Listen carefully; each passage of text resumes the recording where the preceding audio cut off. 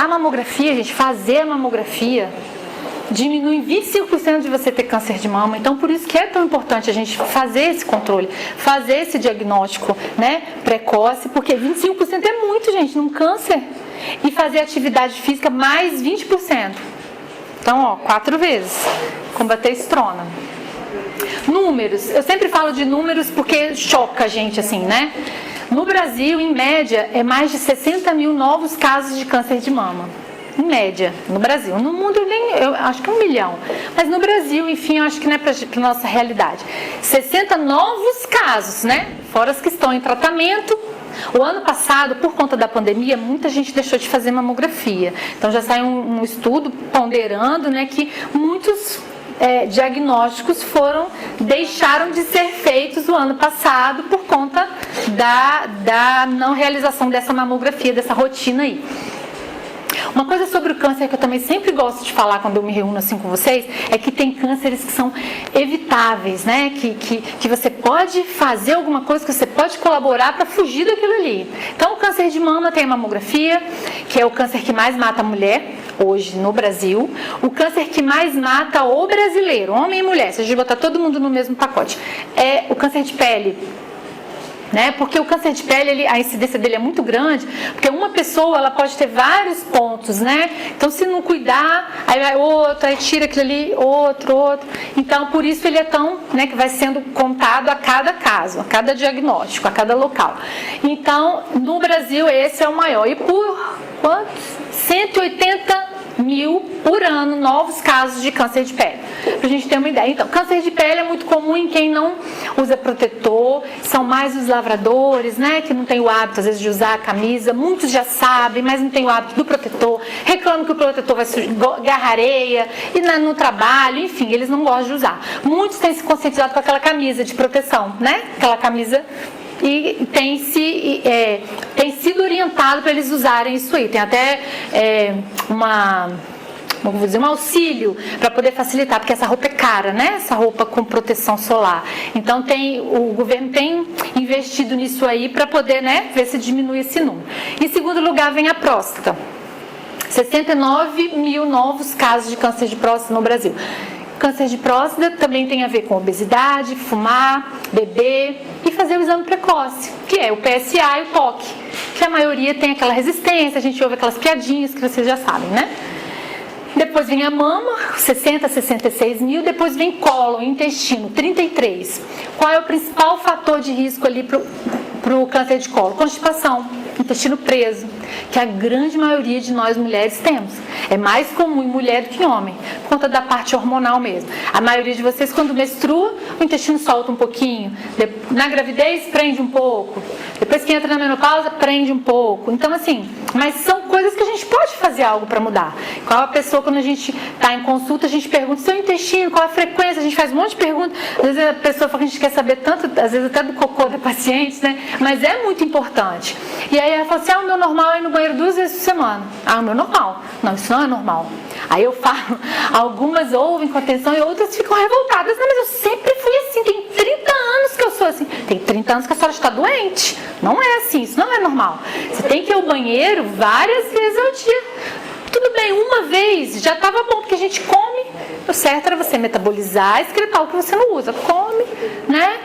Eu sei que é difícil, mas aí você tem que ter consciência disso e fazer o quê? Beber água, fazer atividade física, comer aquele alimento que você sabe que é para o seu intestino. Eu como todo dia 1 ou 2 frutas pensando no meu intestino. Ou é mamão, ou é abacate, ou é banana, com chia, linhaça, semente de girassol. Tem outro que eu esqueci agora. Pensando no intestino, porque senão não tem jeito. Água, às vezes você está com o intestino, eu e vocês, a gente esquece de beber água.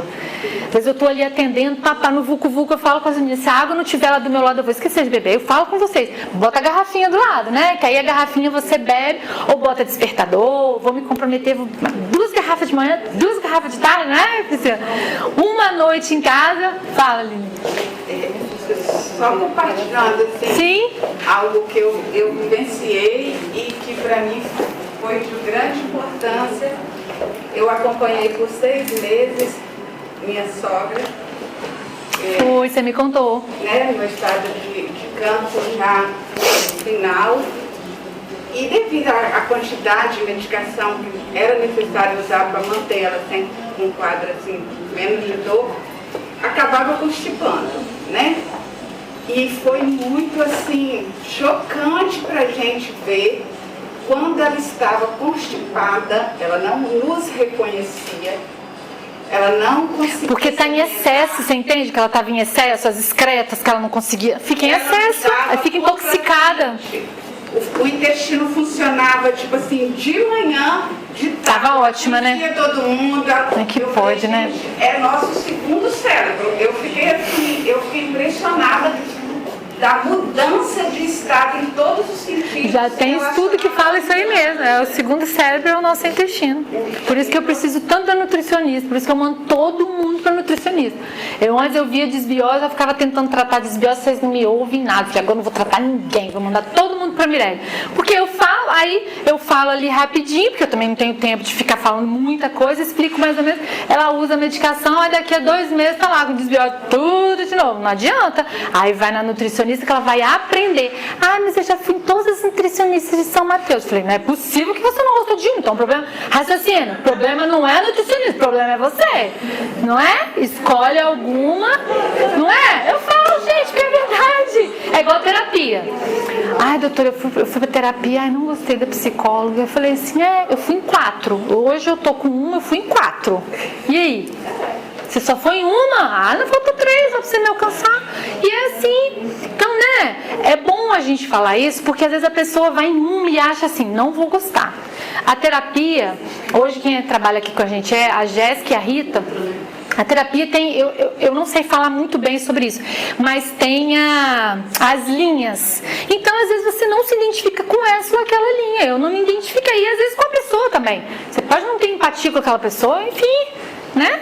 Troca. É importante também, né, Michelle, que não é o psicólogo que vai resolver, você vai Não, ajudar. com A certeza. pessoa, às vezes, vai com a expectativa De que ele vai dar solução aos problemas, né? Mas ó, eu vou lá, peguei a receita, mas quem tem que aplicar a receita tem que fazer a mudança, né? Sim, sim. E às vezes o confronto da terapia, o paciente foge, né?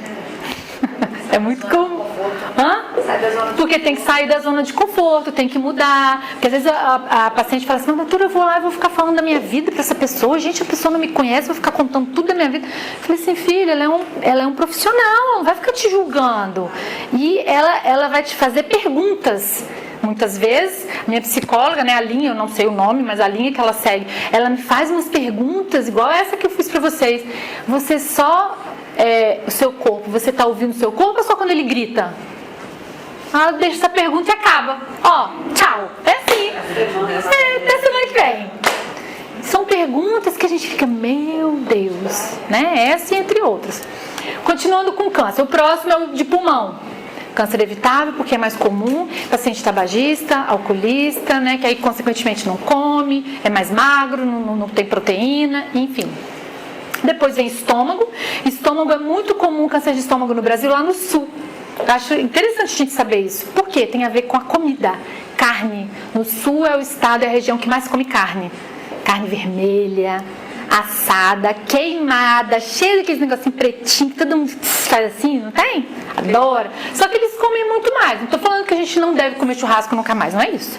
Não é legal você comer aquela carne muito queimada, e eles têm esse hábito, e assim, muito, né? Eles comem muito churrasco. Então, já está provado que tem essa relação, o câncer de estômago com o grande consumo de carne e carne de churrasco. E também tem o chimarrão, porque é muito quente, né? A nossa mucosa da boca, o estômago não é preparada para temperaturas tão altas. Então, é o churrasco queimado e mais o chimarrão muito quente, né? E depois o colo do útero, que é o segundo câncer que mais mata a mulher. Colo do útero, a prevenção é o quê? Preventivo, é o Papa Nicolau. Então, eu gosto de falar isso pra gente entender que tem várias coisas aí, olha um monte de número que eu falei, que podem ser evitados por escolhas sensatas, né?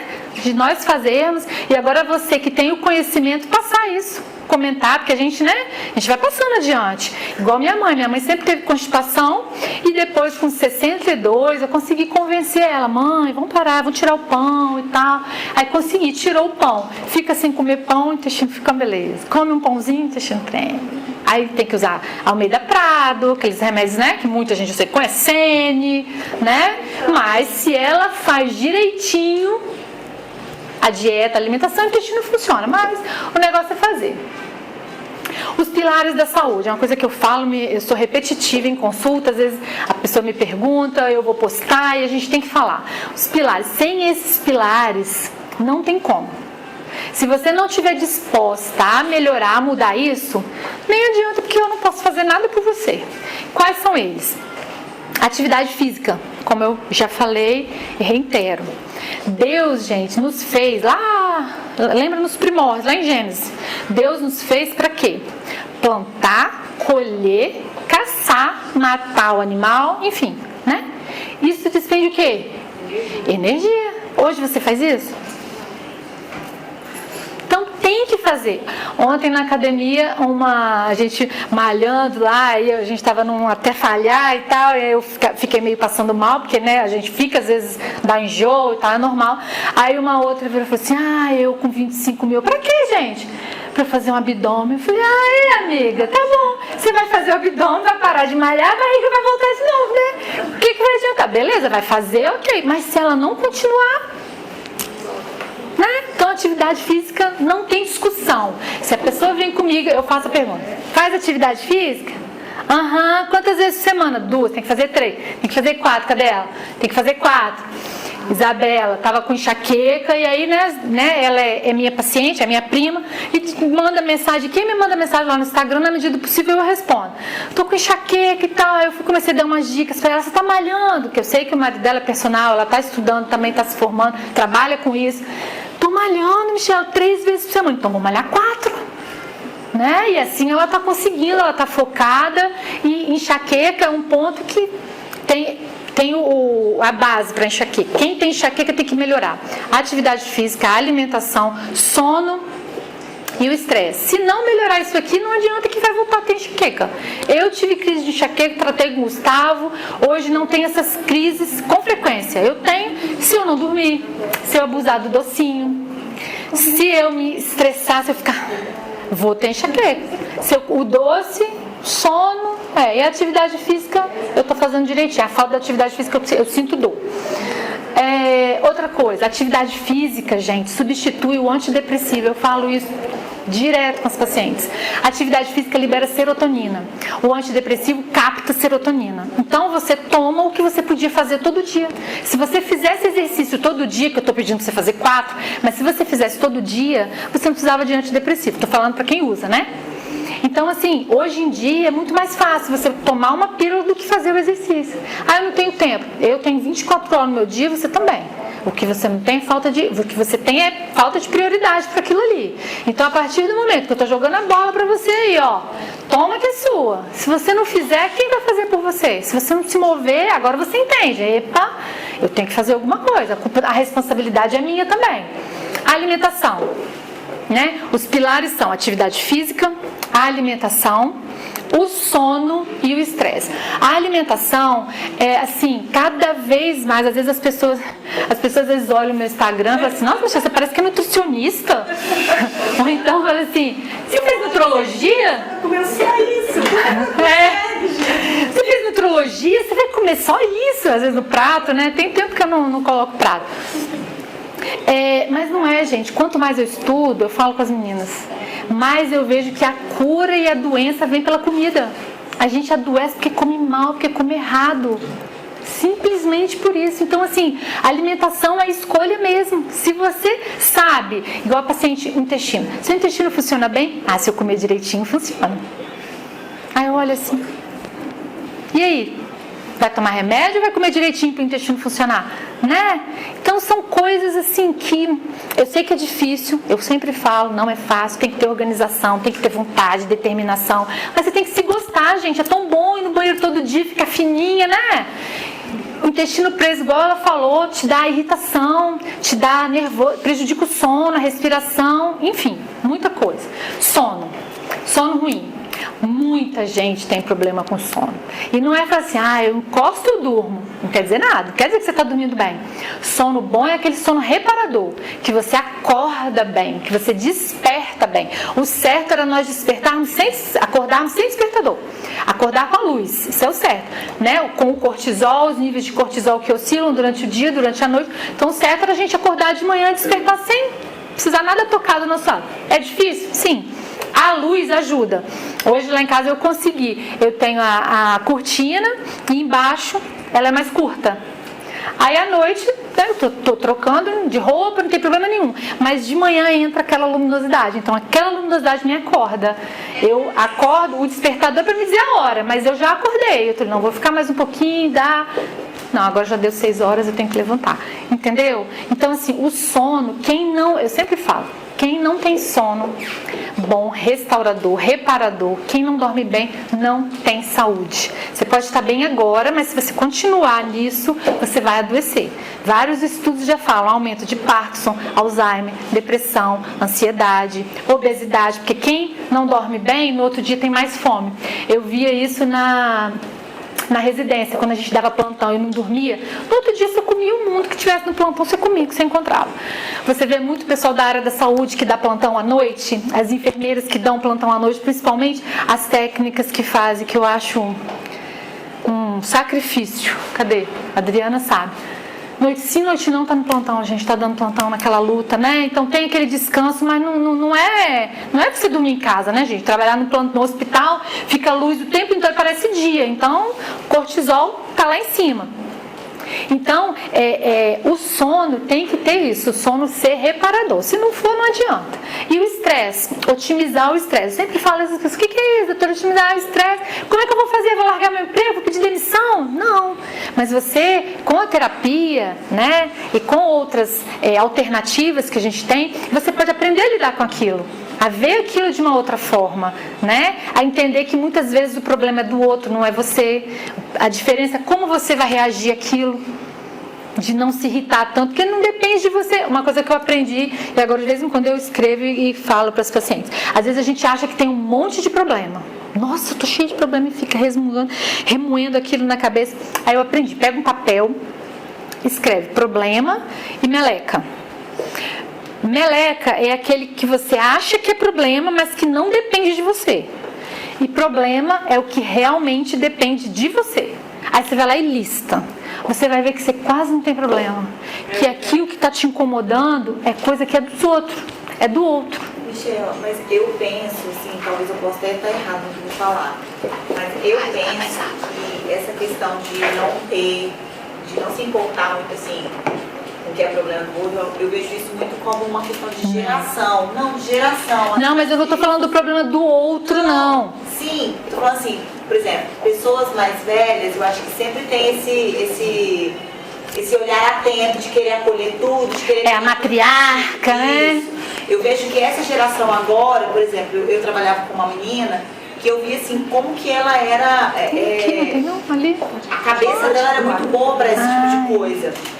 Que ela falava assim, não, mas isso não é problema meu, é problema dele. E às vezes assim, eu ficava impressionada com a como ela consegue, né? Exatamente, então eu acho que é muito uma coisa de geração, entende? Assim, das pessoas que são mais velhas acolher essa questão dos problemas. E eu acho que essa geração mais nova, que já está bem mais ligada nessa questão de terapia, de procurar um profissional útil, você vê que as pessoas buscam isso mais cedo do que antigamente. Com certeza. Se você for falar com uma pessoa de às vezes 60 anos, que ela tem que procurar uma terapia, ela vai falar que não tá, que não precisa. Sim. Aí se você conversa com um adolescente de 16 anos, olha, você pode colocar na terapia, talvez ele vai lá de boa, vai gostar e vai desenvolver. Então eu acho que é muito uma questão de geração. É verdade, é verdade. Hoje em dia eles aceitam mais. Apesar de alguns adolescentes criam uma resistência, mas depois a gente conversa. Exatamente. E tal. E eles vão, né? Vão digerindo isso melhor. Uma coisa que eu li, Ana Beatriz é uma psiquiatra maravilhosa. Sou apaixonada nela. Ela tem TDA, então ela fala muito de TDA e ela fez um comentário. Você já se perguntou por que o tempo está passando tão rápido? Por que ouvimos tanto assim? A correria do dia a dia. Hoje o dia, às vezes você liga para alguém, o dia hoje foi tão corrido, não consegui te responder. E eu também. Na correria não deu tempo. Às vezes eu chego em casa, agora que eu paro, aí às vezes eu vou responder alguém que podia esperar e tal, né? Por quê? Aí ela, como psiquiatra, apresentou um estudo pra gente. O tempo hoje parece passar mais rápido porque nós não estamos fazendo memórias. Por quê? Por isso o ano voa, porque estamos muito superficiais. A gente não cria vínculo, não cria memória, porque você está ali, mas você está pensando em um monte de coisa ao mesmo tempo, você está falando com a pessoa, mas o telefone, você falou com alguém no WhatsApp, você está esperando a resposta da pessoa, e ao mesmo tempo você fala, aí você não consegue lembrar, porque você estava com um monte de coisa na cabeça, então você só vai lembrar provavelmente o que te importava mais daquilo tudo que você estava fazendo ao mesmo tempo. Então eu achei isso é bíblico, né, gente? Está na Bíblia. Vai chegar um tempo que não vai dar tempo de fazer as coisas do cotidiano, do dia a dia, ou seja, do dia a dia, né? E esse tempo já chegou. Então é por isso, porque nós não estamos criando vínculos, não estamos criando memórias. Eu achei isso, falei assim, gente, as pessoas têm que parar e pensar e compartilhar isso, né? Que a gente tem que criar vínculo, a gente tem que... Eu falo isso por mim, tá, gente? Você vê que você conversa com o pessoal da nossa geração, a memória da infância é muito mais latente do que a nossa memória cotidiana. Exatamente. Por conta disso. A gente lembra muito. Como é que a gente lembra de coisa de 20 anos e não lembra de coisas de uma semana, de um ano? Eu sou péssima, eu esqueço mesmo. Agora, coisa lá de trás eu lembro. Então, né, é por isso. A gente não tinha aquela correria, nossa preocupação era estudar. Nossa preocupação era... Exatamente. Hoje em dia não. E a cada ano o Natal chega mais rápido. Aí a gente fala assim, nossa, o ano já passou. É por E aí isso. a criança, nossa, ela tem vontade de fazer 10, ela tem vontade de fazer 11, como demora, parece que demora a fazer ano quando tá criança. Porque quando a gente é criança, a gente cria mais esse vínculo, essa memória, né? Mas, além disso, a questão dos rituais. Eu não sei, né? Percebo assim que a maior parte da nossa geração tinha aquele ritual, tipo assim, né? Janeiro, férias prolongadas, vinha fevereiro. Março a gente começava, a gente tinha férias 2 vezes por ano. Era dezembro, janeiro, fevereiro, de férias. E julho era o mês inteiro. Então, assim, além da gente ter o tempo, os rituais, a Páscoa, os rituais religiosos, mas eles entravam num processo. Hoje em dia, como você vê, já é Natal. Isso aí, se a gente for conversar disso aí, nós vamos ficar horas conversando só sobre a parte de religião, o que nós estamos passando, essa loucura da mídia, que hoje você não pode falar nada, você tem que ter cuidado se você falar que você é cristã, se você defender os seus princípios, você vai ser massacrado na internet. Então isso aí, né, já é outro ponto. Tá tudo filmando, hoje não pode falar mais nada. Pois é desse jeito. O ritual religioso, a religiosidade, fora a sua crença pessoal, trazia pra gente um ritual que ia sacralizando nosso ano, nosso viver. E agora tá tão assim, tudo pode. Que é muita informação. Uma vez eu conversando com o Gustavo, neurologista, eu falei assim, Gustavo, por que a memória da gente é tão ruim? A gente não lembra as coisas. Ele falou, Michela, é muita informação. Hoje uma criança tem um nível de informação que um idoso tinha lá 30 anos atrás, uma criança de 5 anos. Então imagina você hoje, na idade que você tem, e a informação que você tinha 20 anos atrás. Então é isso, é muita informação chegando, os seus neurônios não dão conta de criar memória, de criar vínculo, e a gente não grava tudo. Você passou, você viveu, mas você não lembra, porque você não grava, né? Outra coisa em relação à saúde que eu sempre falo, plástico. Uso de plástico, né?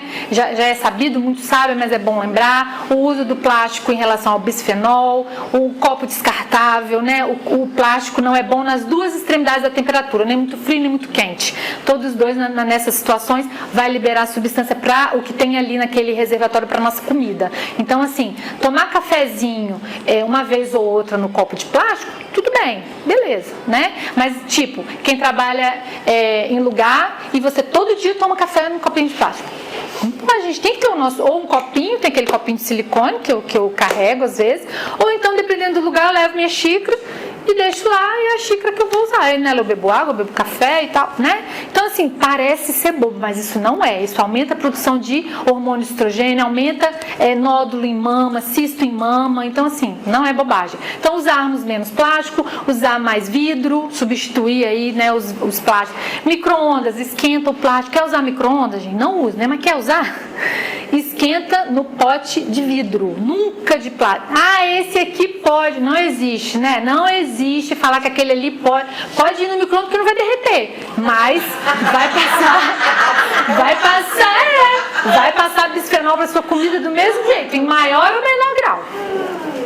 A tecnologia em excesso, que a gente já falou, que cria, né, prejudica a gente em vários sentidos. E a tecnologia também, gente, com relação aos bichos que eu falei, o animal, o cachorro, o gatinho, o celular, o computador, a gente hoje trabalha, muita gente trabalha de frente para a tela do computador o dia inteiro. Aquilo ali tira energia da gente, rouba energia da gente. Então essa tecnologia em excesso também é ruim. Então a gente que trabalha com o computador direto, é bom levantar, sair dali da frente do computador um pouquinho. Quando a gente pode, tem um bichinho, vai lá, o bichinho vai lá, senta no sol, toma um solzinho na palma da mão, tá? Na palma da mão a gente tem mais receptores que ativam a absorção da vitamina D. Não é loucura, isso tem estudo que prova. Às vezes eu fico lá 5 minutos tomando sol de manhã, é tão gostoso, parece que a gente acorda. Experimenta pra vocês verem, de manhã, do nada, toma 3 minutinhos que seja, você já, parece assim, ó, que bota combustível, não tem? Uma delícia.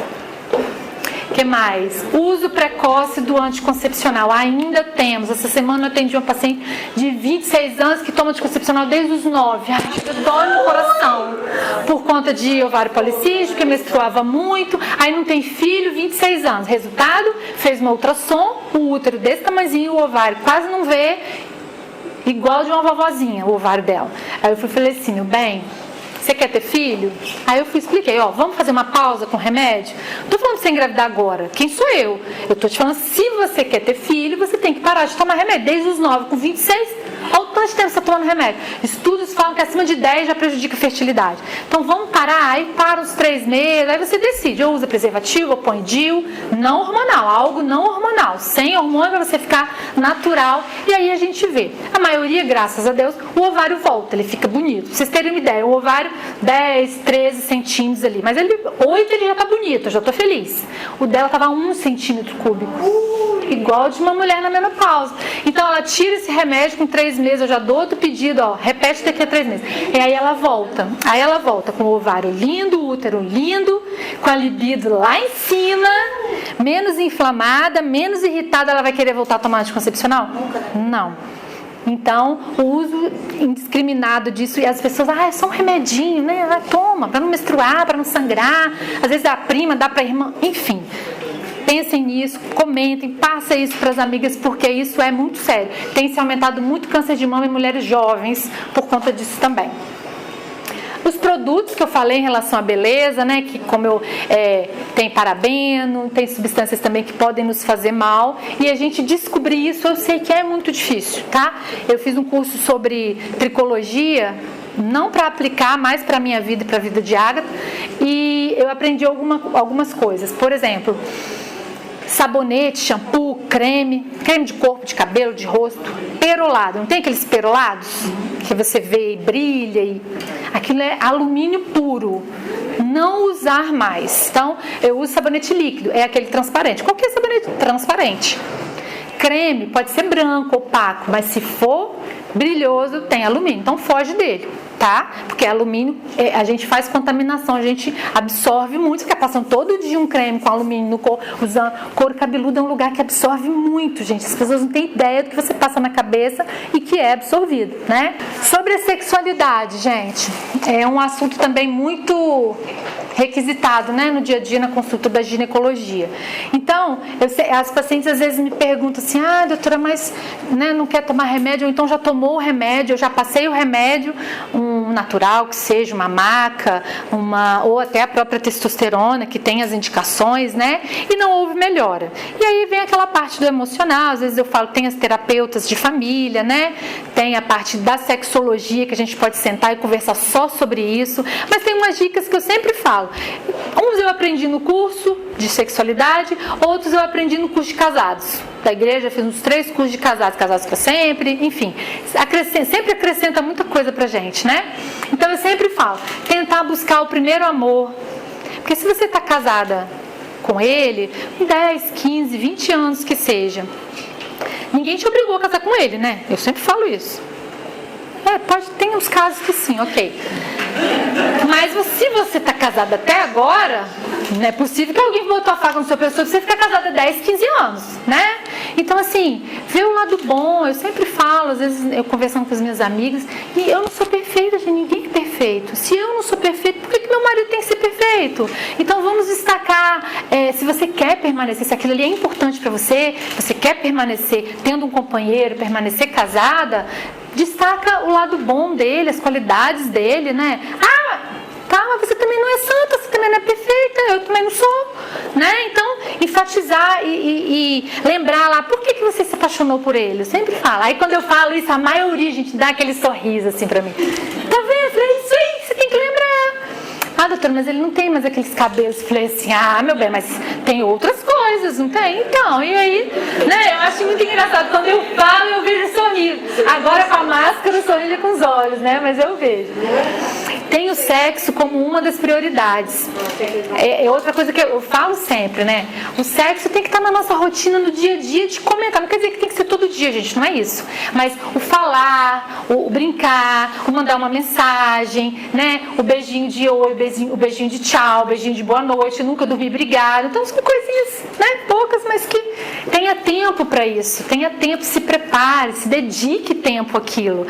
Por mais que tenha muito tempo de casado, gente, mas é tão bom, né? Tomar aquele banho, usar aqueles sais, que hoje vocês vão ganhar os sais aí, passar aquele creme cheiroso. Eu tenho um body spray de morango que eu amo, passo no quarto, fica tudo cheiroso. Então, assim, adoro. Então, assim, a gente tem que fazer, a gente tem que buscar isso, gente. Eu falo, gente, sexo é um presente, né? Para nós, cristãos, está na Bíblia, isso é bíblico.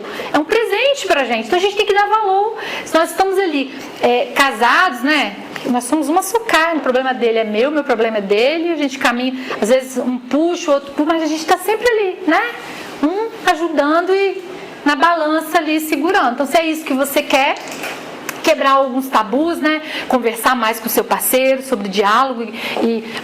Quem foi alguma famosa que falou a vantagem de estar casada há muito tempo, com o mesmo marido, óbvio, em relação à intimidade, que muda, que melhora, que com o tempo só melhora, porque você se entrega, porque você confia, porque você cria coragem de falar, de eu não gosto disso, eu gosto daquilo, assim não tá legal, hoje eu não tô bem, mas eu vou me preparar, amanhã eu vou estar melhor, de não fazer quando não tá com vontade, né? Então são coisas assim, gente, que parece bobeira, mas a gente tem que ter isso como assim, gravadinho lá em algum lugar e criar isso, essa rotina. Você é mãe, mas também é mulher. Aliás, antes de ser mãe, você já namorava, né? Então, às vezes a pessoa bota a culpa assim, mas os meninos, não consigo, os meninos dormem na cama, os meninos dormem no quarto, os meninos dormem tudo junto, tudo montuado. Eu sou contra isso, eu converso, oriento, inclusive com relação à sexualidade da criança. No curso de sexologia, eu ouvi vários, e eu sempre, às vezes eu comento quando tem isso na paciente, eu conto para ela se despertar. Tem mulheres com problemas sexuais depois de casada, vão para o terapeuta, vão para o sexólogo, porque não consegue, porque se trava, porque tem vaginismo, que é a contração involuntária da vagina, não consegue ter relação, tem dor, chora, tem depressão. Por quê? Porque cresceu criada ali junto com o pai e com a mãe no mesmo quarto, e mesmo dormindo a criança, o subconsciente, ela absorve aquilo, entendeu? Isso não é natural, não é para ser assim. Então isso é muito sério. Mudar você primeiro, parar de querer mudar o outro. Isso eu ouvi lá e fiz. Muito tempo eu ficava querendo mudar. Todo mundo, né, gente? Quer mudar, ele podia mudar isso. Você mais fulana. Não, eu falei, cansei de ficar reclamando, orando, pedindo a Deus para fulano mudar isso ou aquilo, né? Não, vou mudar eu. Aí eu fui mudando, às vezes, ao invés de eu falar, eu falo uma coisinha. Tá bom, tudo bem. Não vale a pena você, né? É melhor você... Outra coisa, um tá irritado, o outro tem que estar mais... Que aí depois, né, o coração, quando você tá irritado, você não consegue nem chegar perto, né? Então, desacelerar, deixar a ira baixar, para depois comer em qualquer situação, né, gente? Em qualquer relacionamento, isso é mandatório. Não ter vergonha, buscar ajuda, porque às vezes, apesar disso tudo, apesar de ter diálogo, conversa, tem na rotina, ela tenta e não consegue. E não ter vergonha. Porque se você não tiver para falar com a terapeuta, ou com a ginecologista, ou procurar uma sexóloga, enfim, que pode ser uma terapeuta ou uma ginecologista especializada nisso, para te ouvir, para conversar, trocar uma ideia, vai falar com quem? Às vezes fala com amiga, mas eu tenho paciente que tem vergonha de falar com amiga. Porque ela às vezes fala assim, doutora, mas as minhas amigas falam que é tudo e eu não tenho nada disso. Então vamos embora conversar, vamos resolver para você também agitar esse negócio. Então às vezes não tem intimidade de falar com amiga, com irmã, né? Então procura um profissional. A gente está aqui, a gente estudou para isso. Então a gente está preparado para te ajudar. Inclusive falar com o seu parceiro. Então, gente, sobre o que eu queria compartilhar com vocês hoje, sobre essas dicas de saúde, mais ou menos isso. Tem muita coisa, mas se deixar eu vou ficar falando aqui horas e horas. É mais ou menos isso. Então, principalmente para você pensar em você como prioridade. Igual eu coloquei o nome da palestra, eu fiquei pensando as pessoas, que nome, né, Fabi? Líder da sua própria vida e saúde. Que às vezes você lidera a casa, lidera a empresa, né? Mas você não lidera a sua vida, você não coloca ela ali como prioridade. Eu tenho que ir no médico, tenho que fazer meus exames, eu tenho que tomar minhas vitaminas, meus remedinhos estão acabando, meus nutracêuticos estão acabando. As pacientes perguntam, você toma esse monte de comprimido, né? Tomo, graças a Deus, dou glória a Deus que eu posso comprar, porque tem uns, quando acaba, eu fico triste. E eu falo pra vocês, esse aqui é um pouquinho caro, mas é bom. Então, assim, né? De ter isso, gente, como prioridade mesmo, de você ser a sua prioridade. Eu não estou dizendo para você ser egoísta, não é isso. Você vai continuar com a sua vida, o seu casamento, os seus filhos, o seu trabalho, a sua família, mãe, pai, irmão. Mas você tem que ser prioridade. Lembra do copo? Se você não está bem, como você vai ajudar outra pessoa? Às vezes a paciente fala assim, que está irritada. Me conta.